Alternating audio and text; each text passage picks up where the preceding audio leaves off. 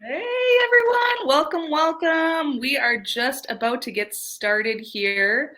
The first most important thing to do is introduce yourself in the chat and AKA let us know if you can hear us okay. We want to know who you are, what you're excited about. So go ahead and introduce yourself right now. I'll start actually. My name is Maria Plussel.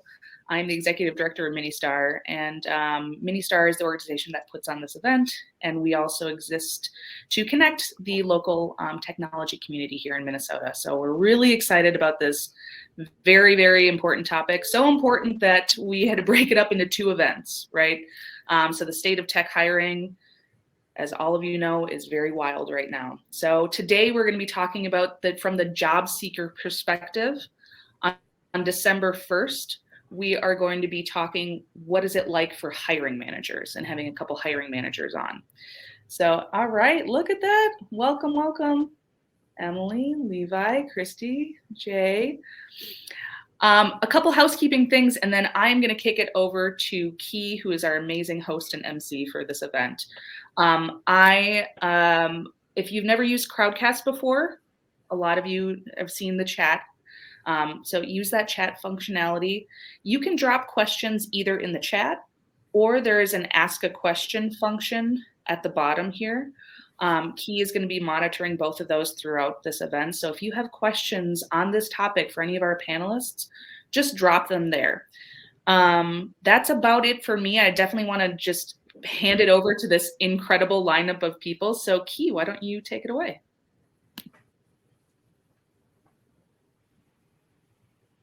Hello, everyone. Thank you for tuning into this really special edition of our meeting today. And we're going to be talking about the state of tech hiring in the Twin Cities area in Minnesota.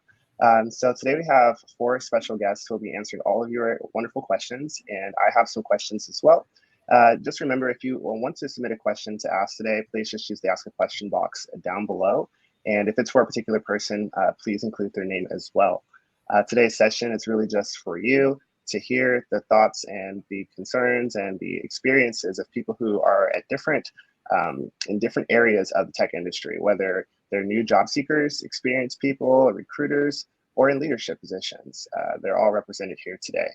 And so with that being said, I will go ahead and introduce, or allow the guests today to introduce themselves, and then I'll circle back around and introduce myself at the end.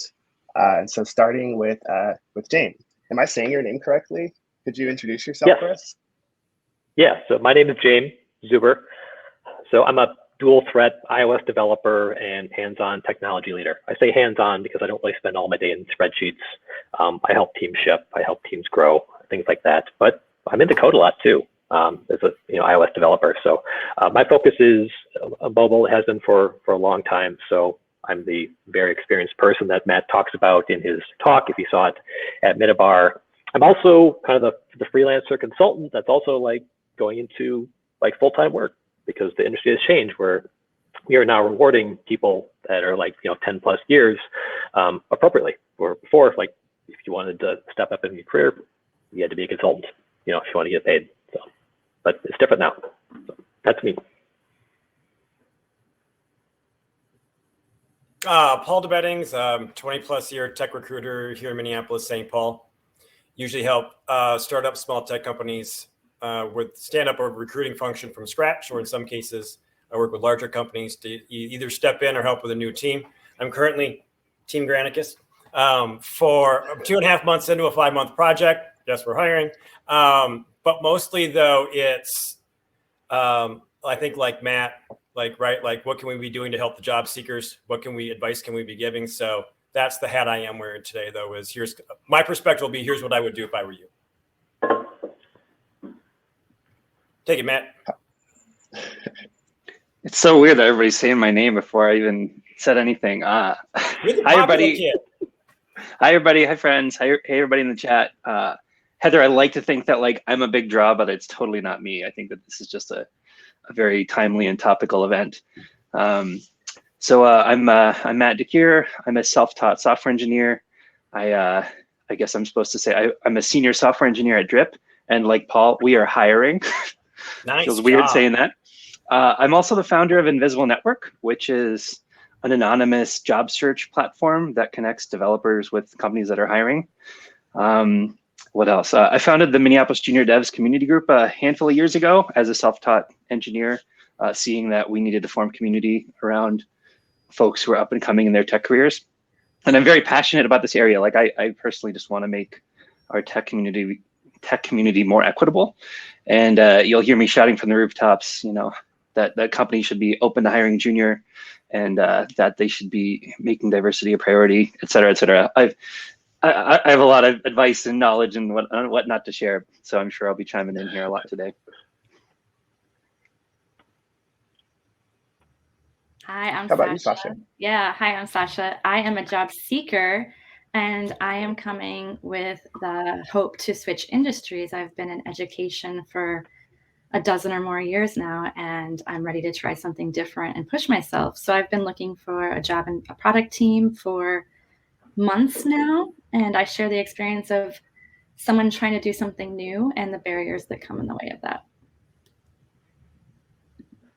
And my name is Key Clark. I have been a software engineer for about 3 years. I actually learned how to program at this level, at least, by going to Prime Digital Academy. And so I, didn't start my career out of college like a lot of people, untraditional learners, so to speak. And I will say one of the things that got me into development was just the opportunity to be in a job field where there's a lot of hiring, where there are a lot of opportunities, and where there's a lot of growth. And, if you live in Minneapolis, you know that Minneapolis is one of the places where so much incredible stuff is happening right now. And we have a lot of great community organizations such as the Minneapolis Junior Developers, which I went to when I first was getting started. I also went to JavaScript, and I think a lot of the people on this panel and in our chats right now can probably attest to the fact that we have a really great community here with a lot of great opportunities to connect and find those jobs, whether it's your first one or your next one. So with that being said, the first question I wanted to ask you all is, what was it that made you initially interested in being in tech? What was it that encouraged you, or was like a catalyst for you to think about tech as an area to build your career?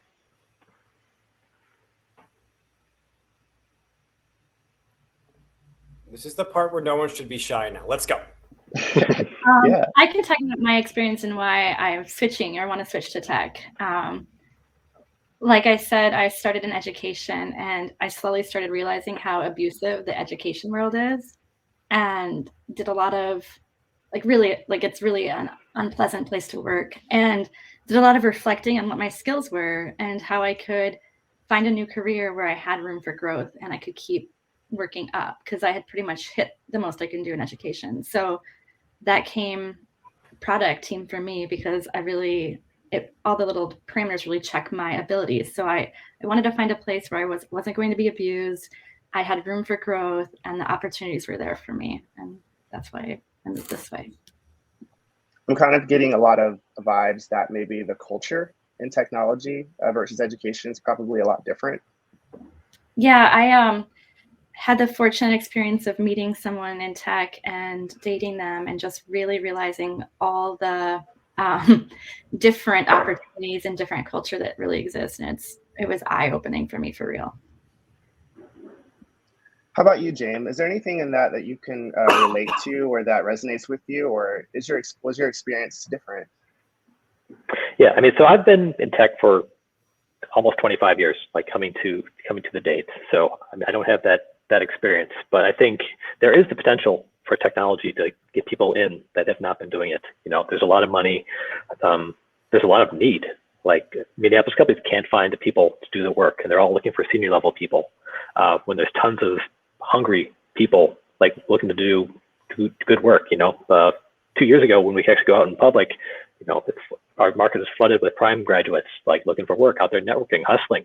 Like, let's get them in the industry, because we need more people, because we are facing a great brain drain from the top end.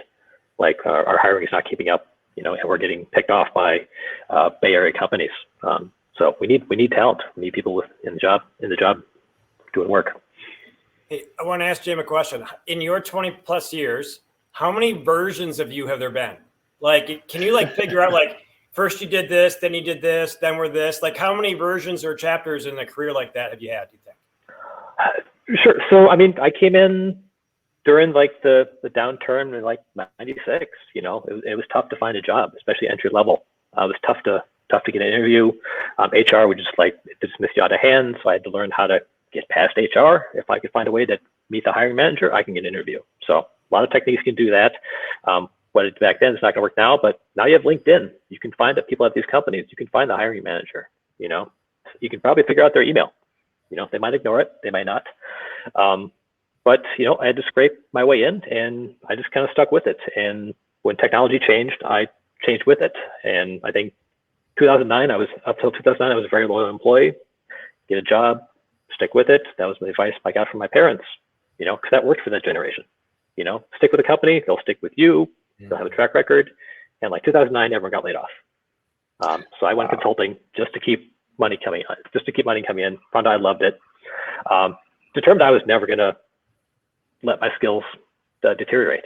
You know, so I was like, okay, mobile's coming along. It's going to be a big deal. Let me learn that. So when companies are ready for it, I'll be ready. So I've been riding that wave for a decade. But yeah, so there's a lot of changes, and like if you don't like change, tech is not the place for you. But if you want to learn, want to stay on top of things, you know, it's going to be a good ride. Very interesting. This kind of makes me want to ask a question to you, Matt. So what I know of you and what I've seen is that you do a lot of work sort of creating either a technology-driven solutions for helping people get into the industry or move around in the industry, or I've also seen where you've created like opportunities for like social events and gathering spaces. What do you feel is sort of happening right now in that hiring space? What are some of the challenges and obstacles and experiences that people are having based on what you know? Oh gosh, this is such a loaded question. To follow on from what Sasha and James are saying about like how they got into tech too, like I'm a career switcher myself. I feel like I've been working in tech, like at tech companies my whole career, but I taught myself how to code, what is it, like 5 years ago or so? And I remember like 10 years ago, like when I was first starting to get interested in coding, like I don't remember who the speaker was, but somebody was like, he basically said, go learn how to code. Like there's no reason not to code. It's almost like a gold rush sort of thing where, you know, it's a good place it's a good sort of, it's like a high paying jobs. It's also like comfortable work environments. It's also the future, right? Technology is the future.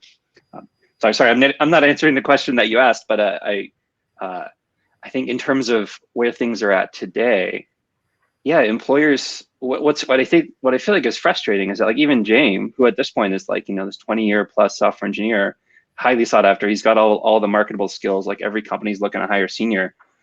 At the start of his career, he had trouble too. And like at the start of my career, I had trouble too. And like Sasha's going through this career transition.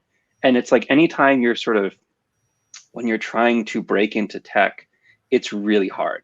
But like I get all the sides of it because employers will sit here saying, hey, we're looking to hire, you know, developers, we're looking to hire product people. Oh, we're looking for people with experience, right? You don't have experience? Sorry, we're looking for somebody with experience. And that trend, I don't think that trend has ever changed. I don't think that there's ever been like real serious, consistent, or I guess like dramatic changes in how companies approach hiring. It feels like throughout my entire career, it's always been really frustrating when you're entry level because no company will really, like very few companies will give you the time of day and give you the attention that you deserve. And I feel like Paul, I feel like you probably have an interesting perspective on this too. Because you've been doing recruiting for like longer than I've been in the workforce. This is me trying to keep my mouth shut. Yeah, feel free to chime in. I'm sure everyone wants to know what you think. I'm super curious. So here's the unfiltered version of this. My greatest frustration about the tech world is that in theory right now, and for the last 10 years, like the holy grail is to find a 3 to 5 year developer. But we never hired someone at 3 to 5 months. And so then I'll not swear, and then we're like, an industry is frustrated because there's not enough people in the industry. Well, if we didn't give people a damn job to begin with, then we can't complain we don't have some at 3 to 5 years. Like, shut up. I mean, and this really is the filtered version of my answer, by the way. The one thing I will suggest is this is for the tone of my part of this conversation is I have long been frustrated with recruiting processes. It's like the bane of the existence. I freaking hate job descriptions because most of the time there are 17 bullet point of a wish list of a robot we're hoping exists in a human, and they lack character and they lack like, here's what a day in the life is. The one thing I would want to say is this right now, though, there is not an industry that has had any more turnover than the recruiter HR space in the last 18 months. Just know that where you're applying, odds are they're understaffed, undertooled, under budget, stressed out, and now for those companies who will be working with the vaccine mandate or requirement, recruiting is going to get even more. For some easier, some more difficult, certainly more complicated. So just know that when you're applying for a role, at least for the next months, know that have a little empathy for the person on the other side who's working way more hours than they ever expected in a way more chaotic. And by the way, they might be looking for a job too because they want to take advantage of, right? So there's lots of turnover. Just know that it's as weird and chaotic for us, although I think of us, me is with you, not me with them, but like it's a weird place right now. I'd be curious to get your perspective on a question that was submitted here. So I'm going to try to summarize this just a little bit. I'll try. So like, when you're on LinkedIn and you get an email and it's like this big job description, it says, looking for a developer with such and such experience, the job pays $100,000, and it's like this really attractive advertisement. You don't know who it's from. It could be a consulting firm. They want you to apply online.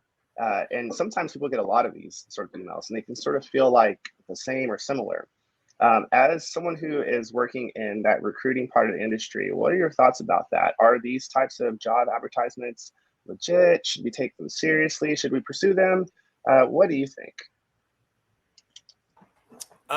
First of all, if you're answering a message from a search firm, consulting firm, contracting firm, recruiter, know that their interest lies with themselves and with their client first. Okay. They're trying to place somebody in a role. They're trying to put a butt in a seat, and they don't tend to have your best interest at mind from beginning to end. Two, I think any job seeker, anybody in tech, whether you're junior dev or you're Jamin, you've been doing this for a while, you probably need to have some friends like them in your back pocket, so to speak, so that when you're doing a job search, you have someone who's also sort of looking out for you. Certainly somebody will giggle at this, but you can't just build a house with a hammer. So when you're doing your job search, you need all of those other tools. And I would treat a recruiter as a tool. Hopefully they're not a tool as you're going through this process. James trying to hold back he's got a good giggle going on. You should answer them, but I'm also if I'm you, I'm going to research these people. Who's the recruiter? I'm going to look at their LinkedIn profile. I'm going to their company page, their career page. If anything right now, while developers of all varieties are way more in demand now than a year ago, right? It's incumbent upon you to manage your life, your career, your job search. And so I would critique and interview them as much as they are critiquing and interviewing you. Like, this is a two-way street, particularly in the economy that we're in right now. You should be asking those questions, the same kinds of questions they're asking you. That kind of brings us to the next question here. James, since you're in the process of looking for your next opportunity, what kind of questions or things do you look for when you're determining if you want to apply for a job or consider an opportunity? Sure. So, I mean, my situation is less common than most because I've been doing this a long time. So, I think everyone wants to hire the senior engineers. I'm like, okay, I've been the senior engineer for a long time. I'm looking for lead staff, principal type things. But what I do can also be used for people that are at the senior level or junior mid-level. It's like, ask up front, like, what's the salary range for this? What's the leveling? How does it work? One important thing that I learned over the past 2 years that took me 20 years to learn is ask about the interview loop. Like, what does it take for you to make a decision? How long does that take? Are you going to string me on for 3 months, then ghost? Because I think tons of companies are happy to do that, partly because HR is swamped. And I think HR has been underinvested by Minnesota tech companies for a long time. It's not a new thing. I was dealing with it, 2 to 5, 10 years ago. But yeah, can they make a decision quickly? And if there's something that you don't want to do, if there's a code challenge, like you don't want to do a live pair programming thing in front of someone else, you're not into that, find out if that's part of the process. If they have a take home, some of those take weeks. They say it's 2 hours, but people feel like it's a job, spend 2 weeks on it. So if you're not willing to do that, find out if that's part of the process, and do it your time. If you're out of work, maybe you'll do the take home test. But if that's taking time away from your family and you've got work, maybe not so much. So ask about the role, ask about the salary, ask about the interview process. And if it's not what you're willing to put yourself through, gracefully decline. Sasha, have you been solicited for opportunities through LinkedIn or other methods? And have you responded to them? Have you found them helpful? What are your thoughts about that? I think most of the things I've been solicited for on LinkedIn are kind of like you said, people that I wouldn't trust. I have gone to their own LinkedIn pages, their companies, and looked at the websites, and a lot of them seem not real that have solicited me, or it's for like insurance or something. So I think that at this point, LinkedIn hasn't been the most ideal network for me. At this point, I don't know. I think once I have more experience and make a bigger network, it'll be more fruitful. But LinkedIn is not used in certain industries, and so it's hard to kind of merge your way into it and accept it and embrace it and really get involved if you've never really done it before, which would be, where I'm coming from. So I always think about advice I got from my great cousin when I started on my tech career, that just be really careful about giving out personal information to strangers online, because a lot of times to apply for those jobs, you have to give out, Social Security, your birthday, your address, and these are all things that can be very easily used to get credentials or whatever. So, and if you're working in tech, there is a certain vulnerability that companies have with how you present yourself or use your information. So just to be very conscious of that through places like LinkedIn, for sure. I've been very skeptical of a lot of stuff I've received for that reason. How about you, Matt?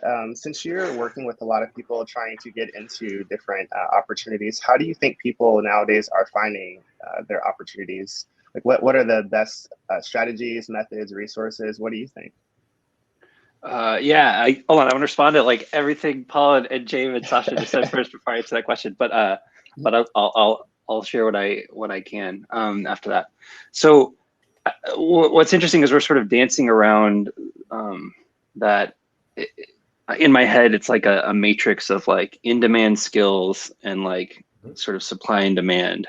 And what we're talking about, James is somebody who's the epitome of highly sought after, right? He's got 20 years of development experience. And so every company, if he makes it known that he's looking, is going to be clamoring to hire him. And then he's in a spot where he has the supreme privilege of being very picky. And then on the other side of the sort of matrix, you've got folks who are breaking into tech who don't yet have the skills but have a lot of potential. And so the question about if you're getting unsolicited messages on LinkedIn, I feel like from recruiters, I feel like you're getting those unsolicited messages if you're on James' end of the spectrum, and you're not getting those messages if you're on the sort of entry level, junior end of the spectrum.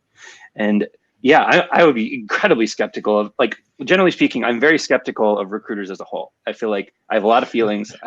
I'll share my feelings later. I don't want to waste everybody's time, but Paul is one of the few recruiters here in town who I would trust. And Grace is in here, Grace and Dalton from Let's Master, people I would trust too, because they actually do care about you as a person, getting finding what's right for you as a person. And Heather Olson too is fantastic as well.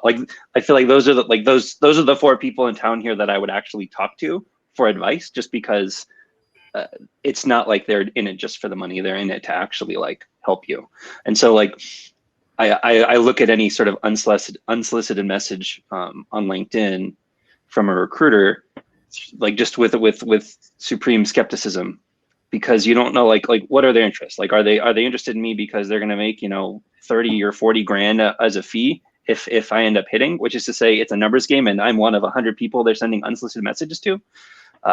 Sorry, Jesse, I hope I didn't offend you by saying sharing my feelings about recruiters.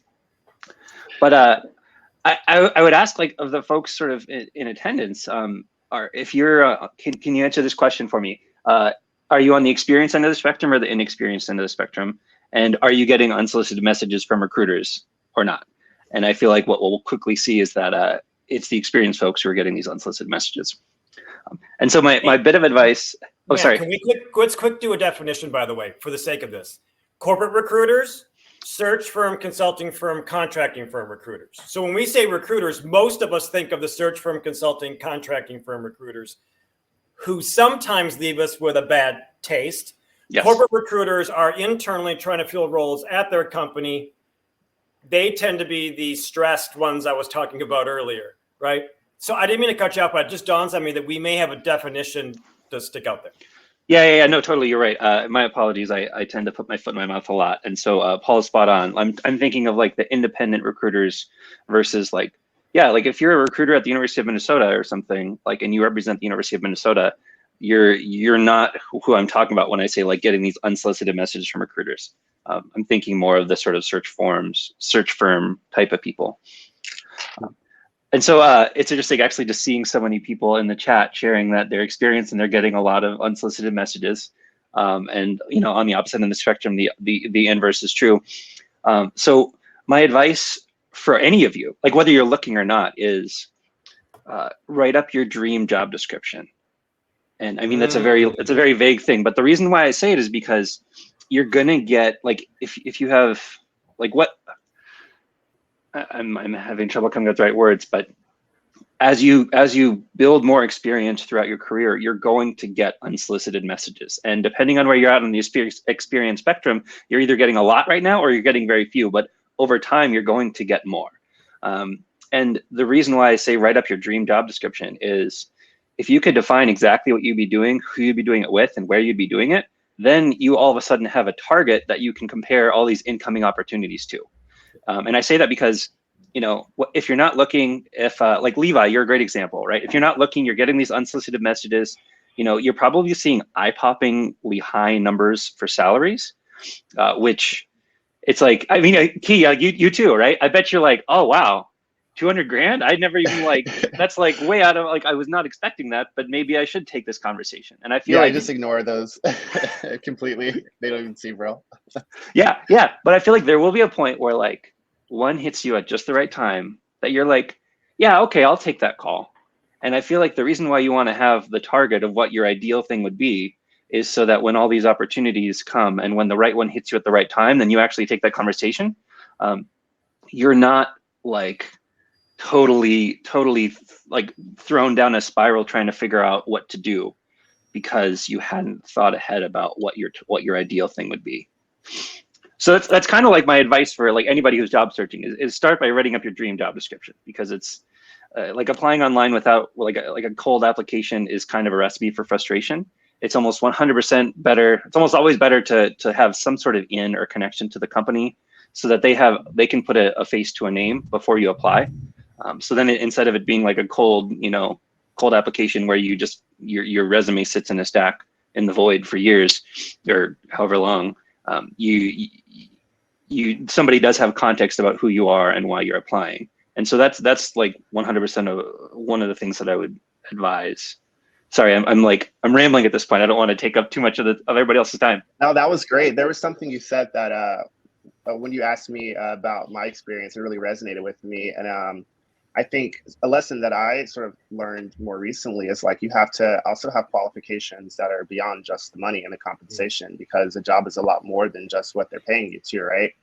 I think for me, what sometimes gets missed in these type of solicitations, if I were to actually take them seriously, I'd want to know more than just, what's the benefits and the pay look like, because culture means so much, and can you capture culture?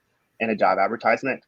I don't know. I think for a lot of people, and you can feel free to chime in, but I think for a lot of people, what you said about having an in or having a conversation or having a connect or face-to-face or some type of experience with the place that you're trying to work with or work for can be really important. It can be the thing that helps you to, avoid a bad job situation or a place that doesn't align with your values or what you want for yourself. Because even for any particular type of job in tech, there are so many different variations of what that can look like based on the kind of company you work for. And feel free to chime in if you have any thoughts about any of these points. There's kind of a lot going on. Can I say something? Go for it. As someone that's inexperienced or with little experience, I have talked to recruiters, and I've usually been introduced to them through people. But what I find interesting that I've never experienced before, recruiters will meet with me knowing they have no job opportunities for me in their workplace, and still want to chat with me for like a half hour, which is nice, but also the way they word making the meeting makes me feel like they are actually interested in hiring me. And so, I get really excited, and then I meet, and it's just like, oh, let's just chat about you and what you're looking for. And I was like, and we do a chat, and then like, I wish you luck in the future. And I was like, what? So this, Sasha, so this that's is terrible. This is the part about setting expectations, right? Usually there is this perceived power that a recruiter of any type of variety has over a candidate, right? And so if I'm a candidate, though, I'm going to ask said recruiter, whether it's a corporate recruiter or a search recruiter, like, what's the goal of our conversation? What are we each hoping to get out of this when it's done? Because it's okay to have the old coffee talk, whether it's virtual or in person, but let's at least know what we're trying to gain, for lack of a better word, out of this, or accomplish. Like, I have conversations with people all the time that I know we're just going to be friends. But I tell them ahead of time, like, hey, I don't have anything for you, but if there's something in this recruiter reptilian brain of mine that would be of some help to you, like, I'm willing to give it to you. But so maybe ask that a little bit, like, I'm doing a job search. What's the win for you, Mr. or Ms. Recruiter, coming out of this? That's good advice. Thank you. Because it is a huge letdown when you think you're going to have this productive conversation just for them to be like, oh no, we're good. Bye. So setting those expectations is a really good idea. Doing a job search is an emotional poop storm. It's right? Like, finding a job sucks. Finding your first job sucks more. I might say finding your very first junior dev job sucks the worst. But here's the thing. Every time it does get a little bit easier, every time you've got a better network, every time you've got more skills than you had before, it is not always this hard. Jamie, I've got a question for you. Out of every 10 solicitations you get, out of 10 on average, how many of them don't suck? There's the answer. That was the one. My job here is done. There's a pause there. Some are from real companies with real jobs. So it's not completely a disaster, but there's a lot of shady consulting companies out there to just spray and pray. Like, they'll tell you whatever you want to hear to get your resume, and I have no idea what they do with it at that point. But so it's tough. Every mini bar I ask that question, and from my recruiter friends who are listening and watching now or later, usually the number is 1 out of 10. Most tech people in a room will say 1 out of 10 inquiries to them don't suck. Gives us an opportunity to increase our marketing and our sales and our empathy skills, that if we're trying to attract people, maybe we shouldn't send them crap to begin with. I say one thing to look for, that anyone can look for, is if something is obviously cut and pasted. I saw your resume. You look amazing. I totally love to talk to you, and they send it to everyone. So that's something everyone's getting. One thing to keep in mind too is, not all job opportunities are posted online, and certainly not all job opportunities are posted on LinkedIn specifically. So, there are always ways to find opportunities that are not just there online, where you can talk to people or ask within your network, ask a friend, or just go to, if you can go to real world events, if you're comfortable with that. Every time I've gone to a meetup, there's always been a job board or a whiteboard in the back where people just write down things that are happening. So, don't just rely on what you're getting through your computer screen. There are other ways to navigate and to use real life social networking to find those opportunities as well. But I want to pivot really quick, and we had a question here. This is kind of based on this idea of like the salary or like the marketplace. So here's the setup. Once you are in your job or in your career and you're getting started, you have a skill set that's relative to a demand within the marketplace. And you're getting paid a salary that is supposed to accommodate for that skill set. If you've been in any industry, really, you probably know that once you have a job, there's kind of like this gradual slope where your salary starts to become misaligned with the skill set or the value that you're providing. Because typically, I think on average, employers give a salary increase of about 3% every year, which is only 1% above inflation. Sometimes you get more than that. But my question is, like, what do people do? What do you recommend that that tech talent does when they're in a job or a situation where they don't feel like their skill set is being appropriately accommodated for? Is it time to reconsider new opportunities, or should they stay and wait it out and look for promotions and things like that? How would you frame it? Anyone can chime in. Oh, that's so hard. That's so hard because I feel like it's in every company's best interests. I mean, like, well, from a bottom line perspective, it's in the company's best interest to pay their employees as little as they possibly can. And I feel like generally speaking, that's what happens is like you get these paltry like sort of pay bumps from year to year, citing, whatever, like any reason. Like an employer can throw any reason under the sun at you and be like, oh yeah, that's why we're only giving you a 1% raise when inflation is like 5% or something like that.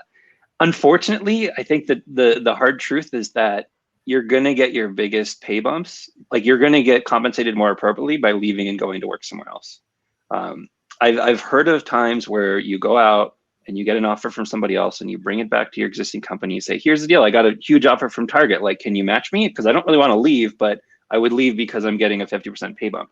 And you can bring that back to your company and your company would say, yeah, we'll see what we can do. And then they come back to you and they say, oh yeah, surprise, we can actually pay you 50% more than you were being paid before. I feel like it's unusual that happens and works out. I feel like from my own personal experience, as soon as I start interviewing somewhere else, I already have my foot out the door. Like I'm leaving. If I'm interviewing somewhere, I'm going to leave. And I think I'm not somebody who would feel comfortable sort of doing that dance and then bringing it back to my existing company and then saying, hey, I actually do really want to stick around. But I have heard of people who have. And so it very much is like it's your own personal feeling sort of thing. I think right now, just given how many employers are aggressively trying to hire experienced folks and they're having trouble, I think that now might actually be the time that employers are recognizing that they need to start paying their employees better. And I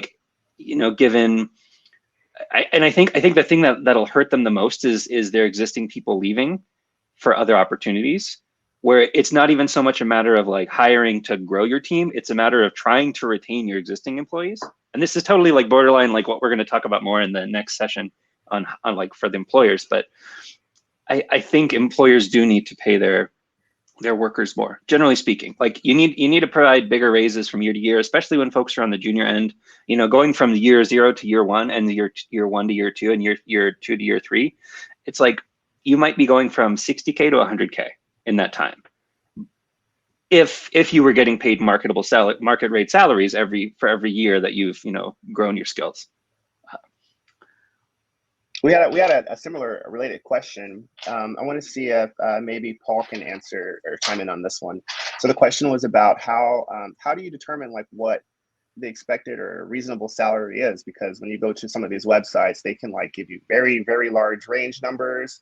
Sometimes they're not very nuanced. They can be for a certain experience level. Like how do you actually, as a job candidate, determine like what to ask for? So because we're mostly Minneapolis and St. Paul on this call, right? The first thing I'm going to do, and it's not just because I'm a huge fan of Matt's, but Matt's got salary survey on a blog post or salary info on a blog post for Invisible Network. I'm going to start there. The hard part is when you grab a tech salary survey from Dice, from Robert Half, so on. Like most of the time, those are national salaries. So you do need to take 2%, maybe 8% down from that for the Minneapolis-St. Paul market. But now with remote working being not just a fad anymore or a cool thing, now it's a normal thing for a lot of us. It's hard, right? So I agree with everything Matt said. I'm going to give an and, not a but. Companies are soon going to find that so Jane Doe is going to leave, right? And now they need to replace Jane Doe, and they may need to pay more for that person, but now they're going to have a lot of salary inequality internally. What I'm getting to is that I believe that we're at the very beginning of a really weird, funky time for employers and also then for us doing the work, right? One of the things I'm going to suggest is that money also isn't everything now. I will tell you that the last 5 years, and particularly the last 2, right, when I start thinking about COVID stuff, politics stuff, the killing of George Floyd, all of those things, like who I want as a client has changed, who I want to work with has changed. The mission, what they do, what are they about, the hiring managers, Jane was talking about culture earlier. Those things are non-monetary things, by the way, that matter to me. So because someone can offer you 10 or 15 grand more than you're making today, understand that someone probably just left that chair for another chair somewhere else for the exact same reason. So really be specific about the questions you're asking. And if I'm a junior dev, to take a quick sidetrack and then I'll stop yapping, is have you ever hired a junior dev before and what was your experience? Like what's 30, 60, 90 days? A question I came up with the prime students a couple of weeks ago was, it was something to the effect of 1 year from today, if you hire me, how will I know I hit it out of the ballpark? Right? Like what's the thing that's going to make it? And then, by the way, and then what's next? I think there's 2 things I'm seeing people doing. They're asking for a lot more money than they're currently making. And if you're not doing a job search, FOMO is kicking in. As if like, if I don't make this change now, I have no more opportunity. And that's not true. There's a lot of us in the recruiting and HR space who believe that we're only halfway through this, or about a third of the way through this. Most of us think that there's a 3-year funky period. It's not. We're like in the 3rd inning. Some people think if I don't take this role today or I don't get this role today, I'm hosed. Not the case. There's a lot of things that are still going to happen in the employment space. So because you don't get that role or you're not ready to make a move now, doesn't mean you're going to miss out on all the cool stuff down the road. Salary stuff is hard. Do the salary surveys, look at Matt's site, ask your friends if you're all willing to have a conversation about it. Understand, though, that total comp is different than salary. So someone was asking earlier about, like, if I'm a junior dev right now and I'm going in and I'm going to have a salary conversation, I'm going to ask about what do they do for certifications. If they give a $1,500 a year stipend for continuing education, I'm asking for $3,000. If they're doing 3 weeks of vacation, I'm asking for 4. Here's why. Non-monetary things don't mess up the spreadsheet that the CFO has to worry about, right? Also beware, though, that if you ask for more in continuing education, odds are that you need to stick around for a certain amount of time, or you may need to pay that back too, right? And I think that's fair, by the way. If I'm an employer and I'm helping you learn a bunch of things, and yes, you're going to benefit me, but if I'm going to spend $5,000 over the next few months, I'm hoping you're going to stay here for a year or 2. Don't be surprised if they come back with that. So we only have about 15 minutes left, and I wanted to spend the last section talking about a really important topic that I'm sure a lot of people want to hear about, which is how things have changed since COVID and like working remotely, how the industry has changed, how job recruiting has changed. Let's start a little bit with talking about like the status quo, like, you know, working in the office in a traditional setting.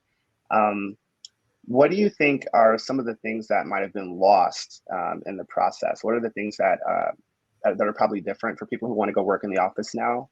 What should people expect when they're going into the office working in tech now? Is it the same or is it different?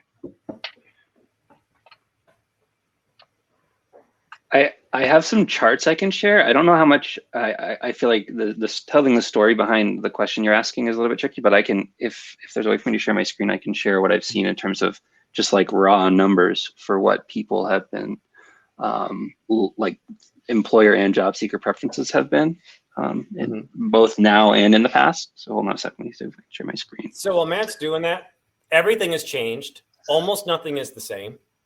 I'm also, if a company is working remote or gone remote, I'm going to ask a question during what's the last 18 months been like at the company? How was the transition to going remote? How is the transition going to hybrid? Like, are you in 2 days a week? Is it working Wednesday, so it's 1 day a week? Ask these questions, because I've been telling employers that if you're going back into the office, you could lose 10 to 15% of your staff. Okay. If you go remote, you might lose 5 to 10% of your staff, because not everybody actually wants to work remote, regardless of what all the cool kids are saying online. Some people actually want to work around people, or some people want to be in a hybrid situation. So just be aware that I want to ask, like, what's your status now? What's it going to be January 4th of 2022? How do you see the next year or two as best you can see? Because most of them are shooting in the dark right now. Sorry for the sort of metaphor there, but like, they don't necessarily know. And just be aware that some employers don't have a firm policy yet. Yeah. James and Sasha, are you finding that a lot of opportunities are wanting you to come into the office, or are you, seeing a lot of freedom with those things? I'm not seeing a lot of opportunities. Okay. Period. So I can't answer. Okay. How about you, Jim? I mean, I'm focusing on remote pretty much.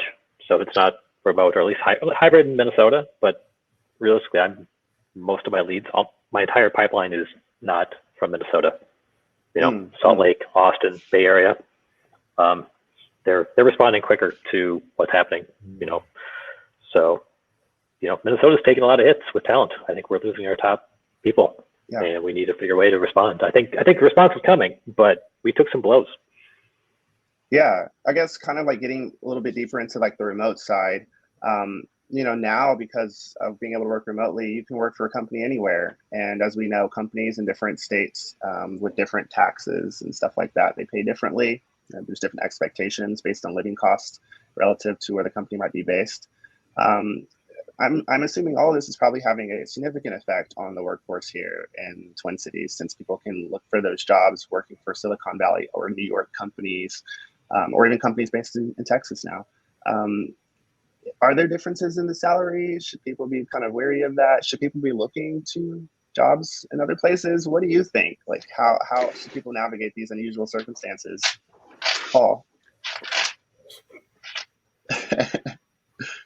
Gulp. First, know that many of the large, particularly West Coast big tech software folks, have corporate recruiters now in Minneapolis, St. Paul. So Microsoft, LinkedIn, Facebook, Google, Twitter, GitHub have all hired people here locally. Now, some of them are not necessarily hiring our market, because they're now hiring remote tech recruiters too. There is a bit of a tech recruiter brain drain, so to speak, while they're still physically located here, who are now recruiting for a West Coast tech company. The flip side, though, is then we've got a lot of recruiters who are working for Minneapolis, St. Paul companies who are in Fargo, Denver, and Idaho, and Vegas, where before we did, right? So this is a question I found that, like, those over the age of 35 know this. Like, it's the old 52 card pickup. If you are of an age, you'll know what this is. Some younger people I've learned don't. 52 card pickup is you take a deck of cards, throw them at your friend, and you go, hey, 52 card pickup. That is the employment market. It is a reshuffle. It is a bit of a re-indexing, right? So salaries are, it's more of a thing now than it was 2 years ago, because you do have West Coast companies. But by the way, though, if you're working for Google and you leave the Bay Area, they are now reducing your pay, right? They are now paying for what that local market is, which is to say, you got to do your research. I'll add to that. I mean, what I'm seeing, job seekers, like, before the pandemic, like, maybe like, I think it was like 16 or 17%, like 1 in 6 preferred to work 100% remote.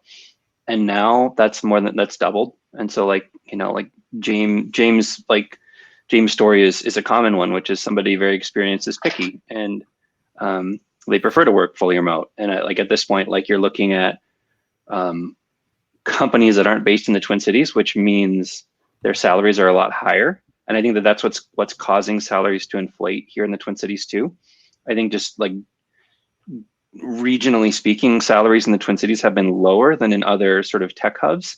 And that's mostly because like employers could get away with paying less here than in other places. And now because, 52 card pickup, somebody in the Bay Area, somebody in New York, or a company in Seattle, it's like they can hire somebody in the Twin Cities and pay them on the low end of a Seattle or a New York or a San Francisco salary. And they're still like hiring a great person. And that means that's a pay bump for somebody who's historically had been being paid by Twin Cities based companies. And like salaries are going up as a result. Employers, I think, are grudgingly accepting that butt in chair in the office is no longer the norm, or is no longer the future. I think that there's still a lot to be figured out. There's still a lot of uncertainty around what the future of being in office versus at home versus hybrid versus whatever. Like it's still kind of unclear. And I mean, we are still in a pandemic, right? Case counts right now are higher than they've been in a long time in Minnesota. So there's so much uncertainty that it's hard to predict what the future holds exactly. It's something to think about. If you're taking that higher salary at that West Coast tech company, you're also buying into their culture and the hours that they're working and the stress that they're going through, and them being publicly traded and the uncertainty of missing financial numbers. Just be aware that there's some other stuff to that. I want to quick share a statistic, if I may. This was from Christy at Prime Digital Academy when I was doing the mock interviews last week. The average salary for, I think it was full stack, and I know she's on here. Average salary for a full stack junior dev, so pre-COVID, we'll call it 2019. The average starting salary was around 61 grand. I wouldn't call this post-COVID, right? Because we're still, like Matt was just saying. But this year, it's approximately 72. So it's gone up. Number of known prime students hired January to October of 2020. So last summer, last fall was 120.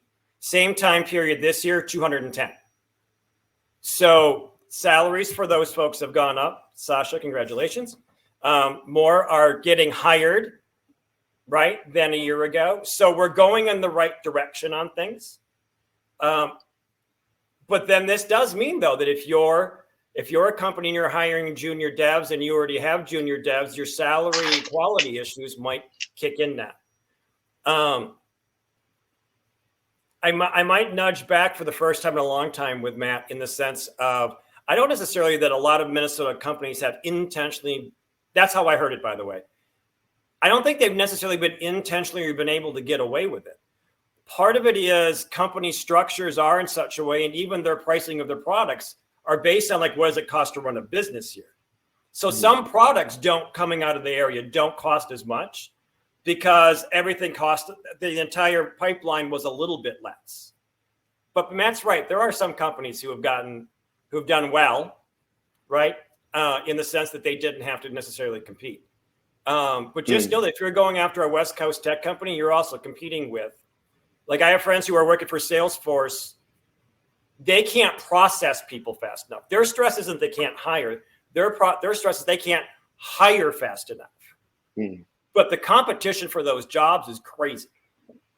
All of this, though, so I say that, and I'll stop yapping again, is that there's perspective, right? And what is for one of us isn't for all of us. We all have different things that we're looking for. So just be aware when you're asking people, like, what's your salary? People start sharing. What's total comp? What does healthcare cost? Are they kicking a 401k in? Is it flexible time off, or do you only get 2 weeks? Just be aware of that stuff when we talk salary stuff. Yeah.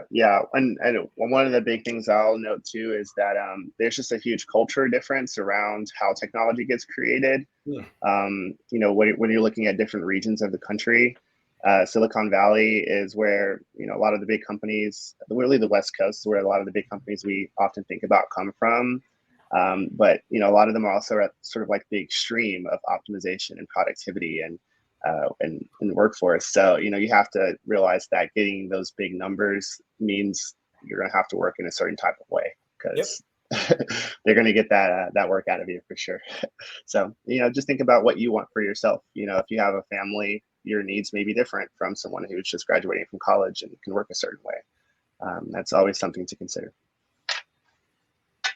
So with that being said, there's so many things to talk about in this conversation about hiring, like from the job seeker's perspective. We didn't get to all the questions today, but we do have another session coming up on December the 1st, which is a Wednesday. We'll be talking about a lot of these same topics from the hiring manager's perspective. So if you have any questions or anything that you would like to ask, save those for that event, and we would love to see you there. And with that being said, that's our event for the day. Thank you for coming in. Thank you for checking us out, and thank you to all of our panelists today for sharing your experiences, your wisdom, and your ideas. I'm sure everyone has found them super helpful. I know that I have as well. Keith, I'll thank catch you you for all. wrangling Oh, us. This is great. I'm seeing all the thank yous come in. Thank you all Sasha, so not much. all dudes. Not all dudes.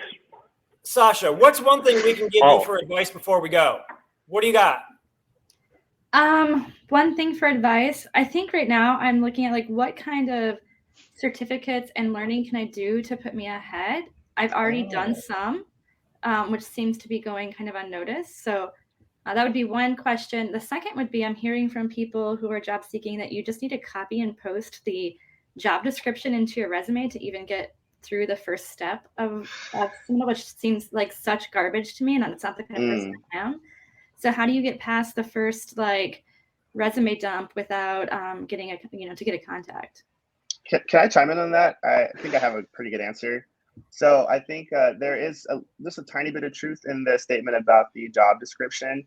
It's because a lot of times your application ends up in some type of tracking system, or even with LinkedIn, the way people find you is by querying certain terminology and verbiage. And so that in that sense, yes, it may be helpful to use some of the language, to the degree that it's honest, of course, and representative. But there's a difference between a resume that's designed for a computer system and for a person. And sometimes it's good to have two, or to be able to quickly transform your resume. So hopefully that helps. What was the first question that you asked? I forgot. Certifications. What certifications would be good? Yeah, certifications. Oh, certifications. Mm-hmm. Yeah. Feel free to chime in if you have any responses to that. Anyone? I was just going to say, there's one thing, I feel like this whole conversation has been we've been talking about tech, and I feel like the implication there is that we've been talking about developers, and I feel like what we should explicitly call it is Sasha's looking for an entry-level product management role. And so there's definitely, it's different if you're looking for an entry-level dev role versus if you're looking for an entry-level product management role versus any other role in tech. And so I feel kind of bad because I feel like a lot of this discussion has been centered around, technical, hard technical skills. And that's not necessarily helpful or applicable for you, Sasha. And so I guess what I would say is, anybody in the audience, hey, if you're looking for an entry-level product manager, somebody who's really good at wrangling people, projects, ideas, whatever, hire Sasha. Right now, everybody that's still in the room, here you go. This is going to be way more beneficial than any advice about how to get past a resume screener. I love that. One thing I was going to say too is sometimes, certifications can help, but as well, sometimes people have certifications and can't necessarily do much with them. Something to think about is case studies. No matter what kind of job you have, there's always some way that you can present a case study that shows your thought process, how you handle different types of problems, and the solutions or value you can create with your skill set. So thinking about how to present your skill set as a case study, or some type of evidence to show what you can do in a realistic scenario. Because I have AWS certifications; they have been helpful for my career. But at the end of the day, people want to see something that actually works. They want to see something that shows you doing the job in a realistic way, no matter what it is. Yeah, if I could do one thing, I don't really know the project management certifications, but this is a good chance to network, find someone with the job that you want, and ask them, what are they using? Scrum, be a certified Scrum Master, SAFe, whatever methodology, because there's a bunch. So kind of target companies and find out what they're using. Maybe that helps. Yeah, I guess I should follow up by saying I have done that. I am a certified Scrum Master. I have a product management certificate. I've done the things I thought was necessary. So I was wondering if there's other steps I need to take. One thing I never saw as a new person, I never saw like a diagram of like what the job families look like for most companies, and like how, you know, like what the levels look like, because sometimes, you know, when you're applying for a job, maybe the expectation is that you have gone through some other experiences before that, and maybe in applying, the application is too high of a level. So is there a way that people can get an idea of like what those job families look like real quick, and then we have to go? I think part of the problem is, though, right, is that at a tech company, a product manager is a Fortune 500 project manager, is somebody else is healthcare business analyst, is someone else, you know. So this is, I don't have a good answer other than to say, if you're, Sasha, I don't mean this to you specifically, but generally I'm watching the chat over here. If you're confused by the titles, yes, like you probably should be, because it is confusing. You know, a PM1 and a PM3 at two different companies could literally be the same role. Sasha, I am going to send you an email though, and then maybe we'll record your and I conversation. We can go stick it up. We can put it up somewhere, because there is the part about, I think most of the time, most companies don't assume that you're coming in with those certifications or that background or already that teaching, right? I don't have to teach you from scratch how to do the job, so to speak. And so calling that out in the first three sentences, like, I appreciate you're used to having a junior PM reaching out to you, but I'm not like them, 3 bullet points why. Here's why I'm different. And like, de-risk yourself, right? I have this skill, I have this background previous to this is what I did, so that they can go, oh, somebody was talking about, like, if you can teach a classroom with kids, you can, yes. Like, so often we diminish our previous skills before we went to a program, and we forget to bring that stuff along with us. And now we've really gone over, Maria. Okay, well, I'll go ahead and pass it back to Maria. We did go over a little bit, but this is great. Thank you so much, Sasha. This is fantastic. I will echo, if anyone here these are the people that you should be hiring. So Sasha's not going to be on the market for much longer, so you should definitely snap her up. So anyways, thank you all so much. Thank you so much for the panelists. Join us back here December 1st. We look forward to seeing you there. I dropped the link in a couple times. If you want to keep connecting, you can join our Slack community. A few people have joined in there as well. So thank you all so much, and have a great rest of your day. Thank you, Maria.